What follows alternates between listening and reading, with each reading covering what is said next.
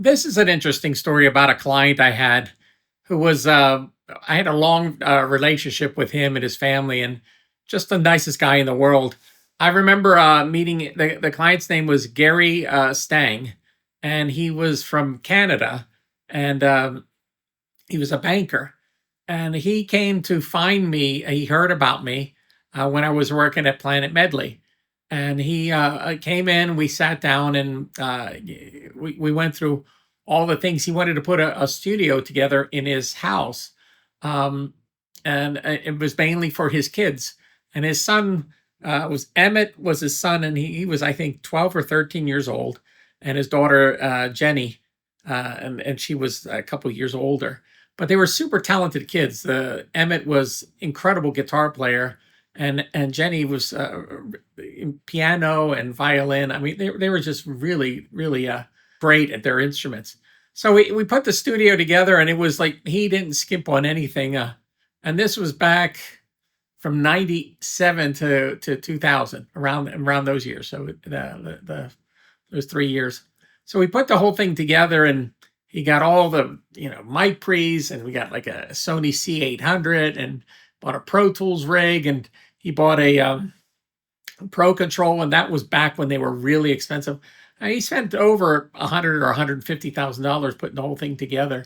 And the interesting thing about it, every time he needed something, it was the best of the best. And he would also buy backups. He wouldn't buy just one; he would buy two of them just in case one went down. And he decided, as we were doing this, the kids were getting older, and the kids were getting more used to using the equipment. And I remember Emmett figured out the distressors. He loved the distressors more than he liked. He couldn't find a plug-in to get that sound, and they wanted to buy like 12 of them. So we got 12 distressors for him to run the signal through. So they had the best of the best, gear put together. But the interesting thing about the story is, at a certain point, because Gary was a businessman, and he decided to treat this whole thing like a business, so he put a band together, for the son and the daughter, and he hired a drummer and bass player, and he hired all the people, and he put them on salary, and then he bought them like company cars, and then he got them health insurance. So he treated it totally like a business, of doing this. And then they start putting shows together and going out and playing. And then they did a CD, and then they had like the best people representing them, best lawyers and the best talent agents and all. They did everything by the book, the best way. Money wasn't an object with them. And like I said, these were the nicest, politest people I've ever met, and super talented. And after doing all that work, and I think that they did it for a year or two, nothing broke for them. They couldn't get any traction, with record labels or anything like that.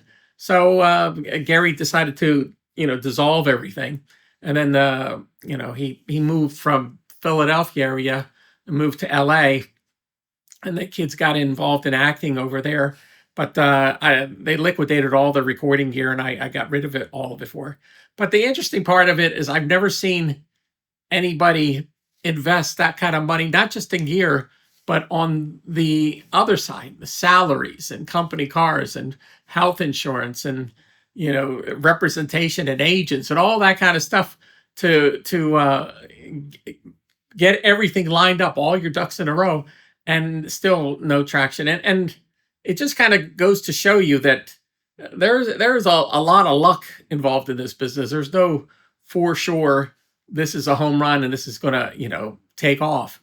And I mean, they put, I think they put a CD out, and then he put some a DVD out of live shows, because he also bought a PA system that was wired, so they would record it, and no traction from any of it. And it was very good, very well recorded stuff.